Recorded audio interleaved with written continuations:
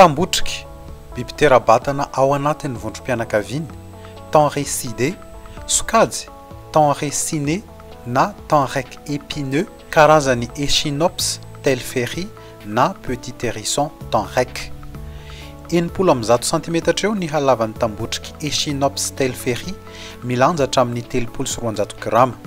Matsilo sady maranitra ny solombolony, tsy voaongotra, miankina amin'ny volon-tany na ranon-kazo mandritra ny fotoana fisitriany ny lokom-bolony. Mahazo eo anelanelan'ny volon-davelona hatsatra sy volon-davelona manompo vato solaitra.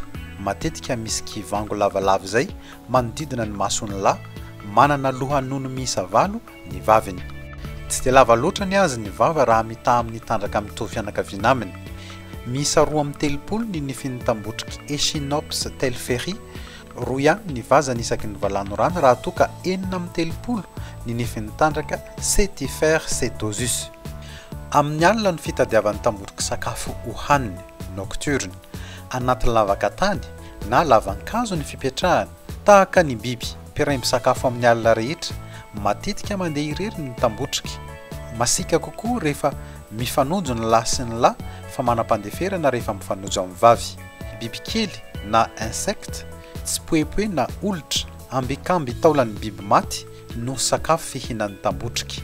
Amin'ny fotoana fosa na mahasarotra fitadiavana sakafo dia mandevy tena na misetrika anaty lavaka na anaty lavan-kazo mandritra ny 3 hatramin'ny 5 volana ny tambotriky. Hibernation eo anelanelan'ny volana Mai sy volana Septambra. Tambotriky notezaina no fantatra treto fa nahasesy fahavelomana hatramin'ny 7 taona. Faritra atsimo sy atsimo andrefana hatreo amin'ny vavaran'ny Tsiribina no ahitana tambotriky eto Madagasikara.